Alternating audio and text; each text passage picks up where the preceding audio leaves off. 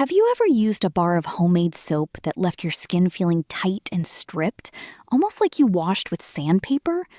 That uncomfortable feeling often comes down to one small but powerful number in your soap recipe.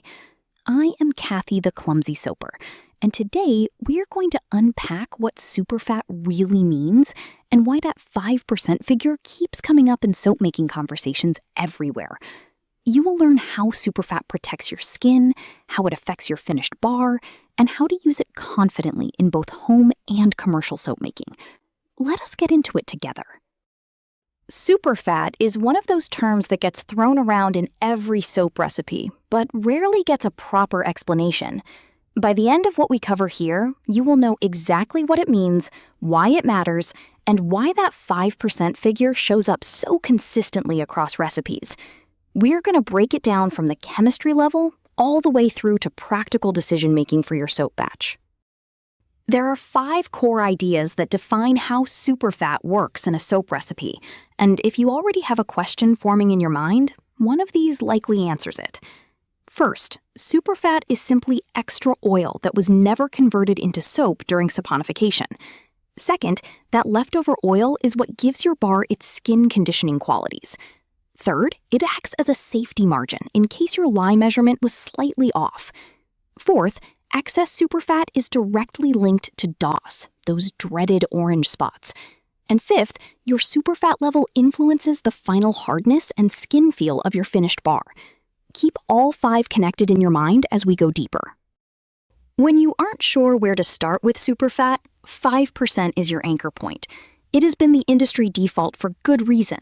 It leaves just enough unreacted oil in the bar to condition the skin without making the soap feel greasy or shortening its shelf life. It is mild enough for everyday use, and it keeps your risk of dreaded orange spots, what we call DOS, nice and low. When in doubt, start at 5% and adjust from there. When you are making soap specifically for laundry or dishes, you actually want to pull that superfat right down to around 1 to 2%. Here is the reasoning. Excess unreacted oils left in the bar will coat fabrics and leave residue on dishes rather than cutting through grease. A lower superfat means more of your lye is working hard, giving you that aggressive cleaning action you need. Think of it like a scrub brush with no padding. All business, no softness. A classic Castile household soap sits right at 1% superfat for exactly this reason. When you are making lotion bars, you are working with a product designed to melt directly onto skin, so conditioning is the whole point. A superfat range of 8 to 10% gives you that rich, skin-loving feel. Think of it like buttering toast generously versus just scraping the surface. However, higher free fat levels mean faster oxidation risk, so always use fresh oils and add rosemary oleoresin extract to extend shelf life and keep rancidity at bay. Salt bars are a special case that breaks the usual superfat rules.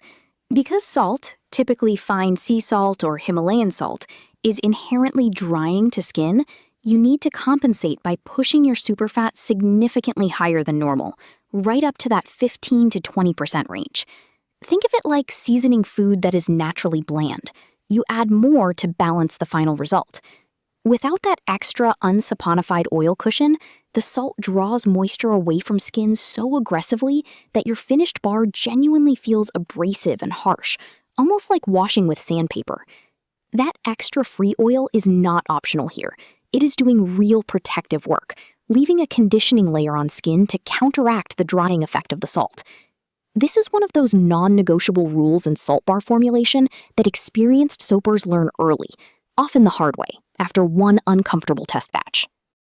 Here is something that trips up a lot of soap makers, and honestly, it is one of the most practical things you will ever learn about superfat. Not all oils behave the same way at higher superfat levels. Oils high in polyunsaturated fatty acids, like sunflower, grapeseed, or hemp, are already prone to oxidation. Push your superfat too high with those oils in your formula, and you are dramatically increasing your risk of dreaded orange spot. Stable oils, ones rich in saturated or monounsaturated fatty acids, like olive, coconut, and palm, handle higher superfat percentages much more safely because they resist oxidation far better. Think of it like leaving butter versus vegetable oil on your counter. Butter stays stable longer, while vegetable oil goes rancid faster. So the practical rule is this: if you want to run a generous superfat, build your formula around those stable oils. They give you that extra cushion of unsaponified oil without significantly shortening your soap's shelf life. Matching your superfat choice to your oil profile is not optional. It is how you protect both your soap and your reputation. Now, here is a technique that hot process soapers absolutely love: adding your superfat oil after the cook is finished. Because the lye has already been fully consumed during the hot process cook, any oil you stir in at the end has zero chance of saponifying. It stays in your soap exactly as it is. This means you can choose a genuinely luxurious oil, something like avocado or jojoba, and know it will remain active and beneficial in your finished bar, delivering its skin-loving properties directly to your skin without being converted into soap molecules at all. And here is something no lye calculator can tell you: how a soap actually feels on your specific skin. Superfat is genuinely personal. What feels luxurious to one person feels greasy to another. So here is what I recommend. Make small test batches at 5%, 6%, and 7%. Use them side by side for a week or two. Pay attention to how each one rinses, how your skin feels an hour later, and whether you notice any residue. Your skin is the real judge.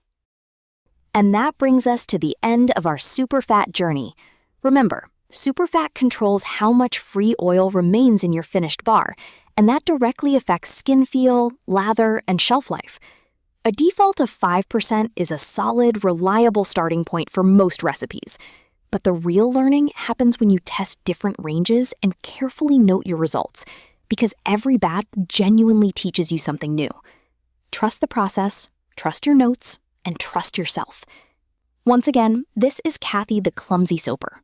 Be blessed and be a blessing to others.